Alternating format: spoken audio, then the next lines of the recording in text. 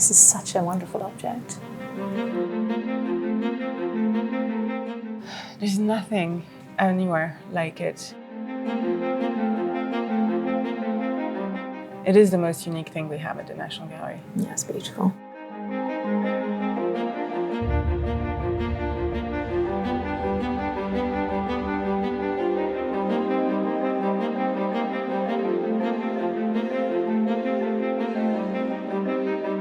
So Britta, the Wilton Diptych has come off display and is here in conservation. I know, it's such a nice opportunity, isn't it, to actually be able to look at it really closely. It's such a wonderful object. I mean, to be able to look at it in this light, in this close-up inspection, it's such an amazing object. I mean, even as, you know, we're staff and we don't get those opportunities so often.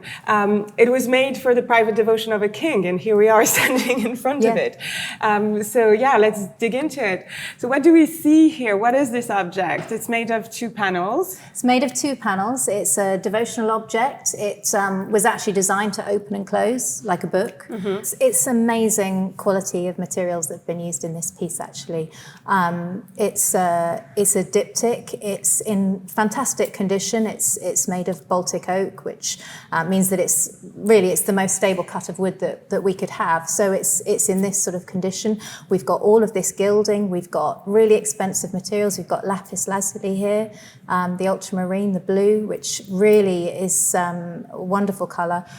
It still retains its original hinges, which is another remarkable very rare and something of this age. I mean, this is like almost 650 years old. It's fabulous. So in a way, it's an object that's always been treasured. And very well preserved. Absolutely. So a diptych, so 2 panels. On the left one, we have King Richard II, a very youthful-looking king, kneeling and being introduced to the Virgin and Child, surrounded by this amazing crowd of blue-clad angels. And Richard is introduced by his patron saints, the patron saints of England, Saint Edmund and Saint Edward the Confessor, and Saint John the Baptist, on whose feast day Richard was actually born. So he's here being introduced to the Virgin, petitioning her for her protection, and being presented essentially as the champion of England. Yes, and interestingly, actually, all of the angels bear his symbol of the white heart. And which you can see also in the incredible sgraffito patterning of his robe. You can see it. So the heart was the personal emblem of Richard II, one that he probably inherited from his mother. It's also probably a pun on his name, Rick Hot, Richard. And this is probably meant to refer to an enameled little badge that you would see being worn at court at the time, and you would somewhat advertise political affiliation by sporting the badge of someone. So here all the angels are sporting the badge of Richard, which means that they're all in his camp. They're all Richard's angels. They're Richard's angels. And one of them looks like he's about to give the standard of Christ, of the resurrection, which is also perhaps the standard of England, of St. George, to Richard. So he presented as the champion of England. And the whole picture exudes material riches. Everyone is clad in this extraordinary blue robes. The richness of materials on this is really fabulous. I mean, this is painted in ultramarine, which would have come only from Afghanistan at that time, so it would have been an incredibly expensive material. And then we have this amazing gilding as well. It's almost overwhelming, actually, seeing it up close. The extraordinary variety also of the way of treating the gold, from the expensive textile he's wearing to the bejeweled crowns. And I want you to tell me a bit more about how this is actually painted and made. The robe itself is actually made by a sgraffito technique. All of this gilding is water gilding, which is placed on the flat gesso or ground, and it's burnished so it becomes really shiny. In the case of this robe, and also this robe actually, this has then been covered with a paint. So here it's vermilion, here it's ultramarine, which has then been scraped away to reveal these areas of gilding, and it's done so finely. And we also have little areas of punching to add sort of like detail and depth to the patterning. These areas also actually in the background here and here, these are also done with a punch. And this is one single tiny, tiny punch.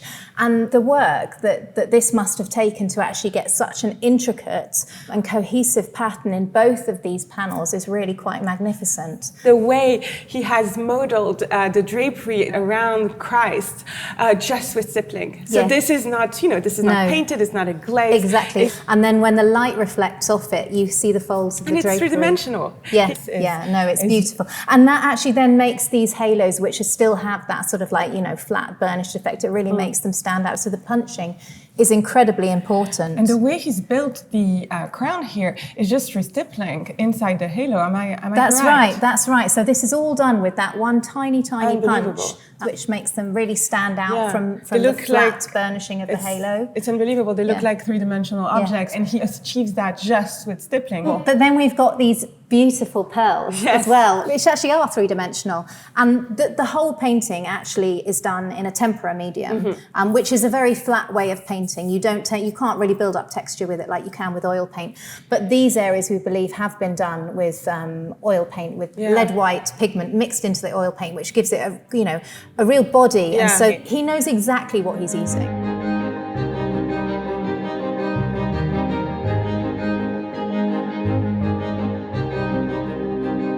The fascinating thing about this work is that, as unique and extraordinary as it is, we just have absolutely no idea who painted it. That's right. We don't even know. We can't even tell if it's English or French.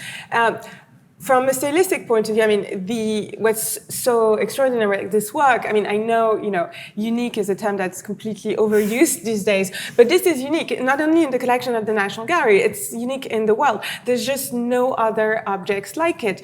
It was probably made around 1395, based mostly on the emblems that are within.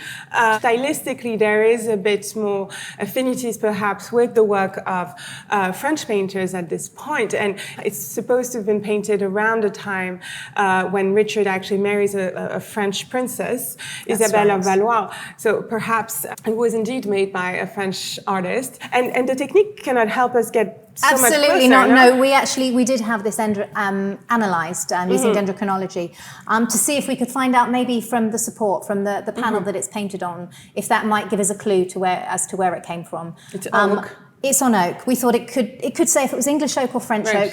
No, it's Eastern Baltic oak, which is the highest quality material you could possibly use for something like this, which...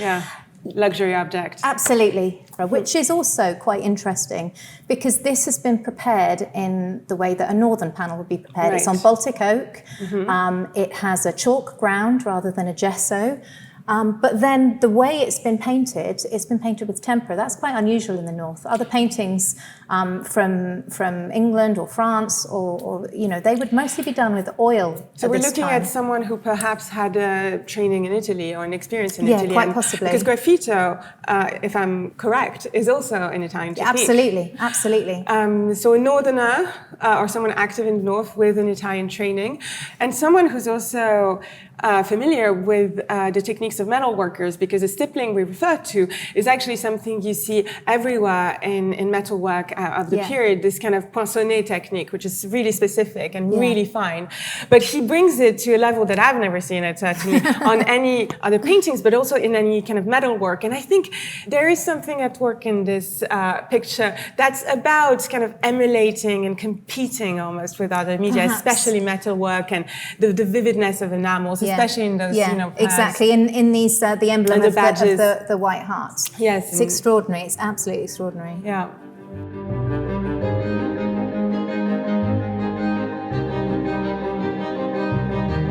It is the most unique thing we have at the National Gallery. Yeah, it's beautiful.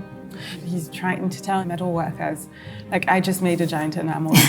Not because they could never, enamel is bound by scale. You can't enamel on big scale. No, it's true. And he's basically telling them, like, look what I've done and look at my stippling, and like, you can never, ever, ever in a million years do that. I really think that's what's at stake here.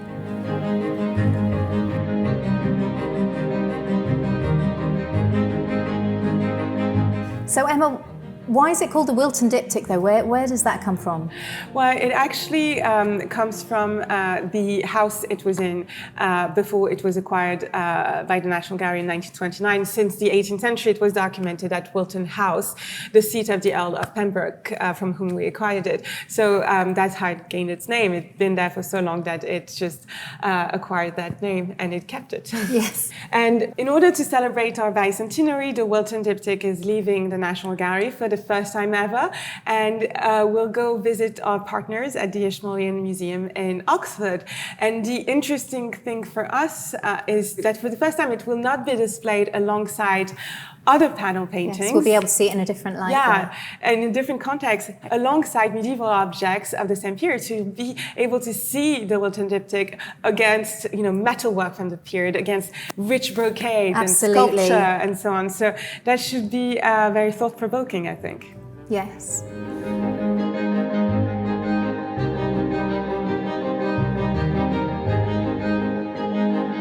So the fact that the painting is traveling for the first time has led us to actually rethink how we display the object at the gallery and beyond. And I think you've been working with colleagues across the collection on devising a new mount for it. Can you tell me more about it? Yes, I mean, we've been working with the framing department, and it's obviously with yourselves in curatorial, with art handling, with the creative team, looking at how it's displayed now and how we can improve that, really, right. Hopefully making a little bit more of the object visible. Yeah, because it's really fundamental to give this sense of it as an object. Yes, we want it to look like what it is, that devotional object that opens like a book, so it's mounted. Something you could handle. Exactly. And invite this close looking. I think for me, as a curator, that's really what I want people to do when they look at this object. I even want them to almost take a magnifying glass and look at all this wealth of absolutely extraordinary details. It's just so wonderful to see a painter who's not, whoever he is or she, who's not cutting any corner. Yeah. There's no shortcuts.